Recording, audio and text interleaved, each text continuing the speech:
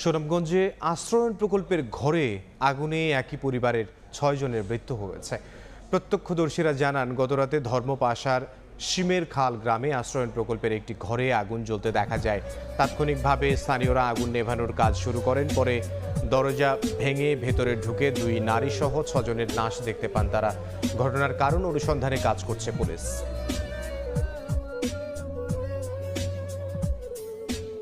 তার সাথে কেউ শত্রুতাম নাই, হ্যাঁ কেউ আগত করছে না, ফের দেয় নিজেই আত্মা হয়েছে।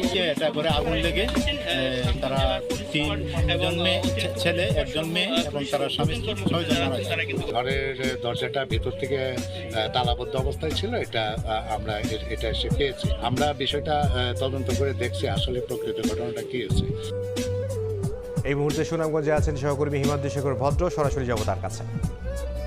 আমি আছি সুনামগঞ্জ সদর হাসপাতালে। আজকে এই সুনামগঞ্জের ধর্মপাশা উপজেলার জয়শ্রী ইউনিয়নের শিমের খাল নামক গ্রামে একটি আশ্রয়ণ প্রকল্পে একটি মর্মান্তিক ঘটনা ঘটেছে। এখানে এমারুল এবং পলি আক্তার দম্পতির 4 শিশু সন্তান সহ অগ্নিদগ্ধ হয়ে জীবন্ত পুড়ে মারা গেছেন। আমরা কথা বলেছিলাম ওখানকার লোকজনের সাথে। তারা জানিয়েছেন যে গত রাত্রে 12টা থেকে 1টার দিকে হঠাৎ তারা আশ্রয়ণ প্রকল্পে আগুন দেখতে পান এবং আগুন দেখতে পেয়ে তারা মাছ ধরা ফেলে আগুন নিভাতে আসেন এবং আশপাশের লোকজন এসে আগুন নিভাতে আসেন। কিন্তু ঘরের দরজা বন্ধ থাকার কারণে তারা অনেকটা ব্যাগ পান, কারণ তারা জানিয়েছেন যে এই যে ঘরের ভিতরে আগুন লাগছে, ঘরের দরজাগুলি স্টিলের হওয়ার কারণে অত্যন্ত কঠোরভাবে সেগুলি লাগানো ছিল এবং তারা পরে আগুন নিয়ন্ত্রণে আনেন। কিন্তু আগুন নিয়ন্ত্রণে আসার আগেই এই ঘরের ভিতরে থাকা পলি আক্তার এবং তার স্বামী সহ 4 সন্তান জীবন্ত অগ্নিদগ্ধ হয়ে মারা যায়। আসলে এই ঘটনাটির এখন পর্যন্ত কোনো রহস্য উদ্ঘাটন করা যাচ্ছে না, কারণ তারা অনেকে অনেক কথা বলছেন, কিন্তু প্রকৃত রহস্য পুলিশ যেটা জানিয়েছে যে তদন্ত করার পরেই বলা যাবে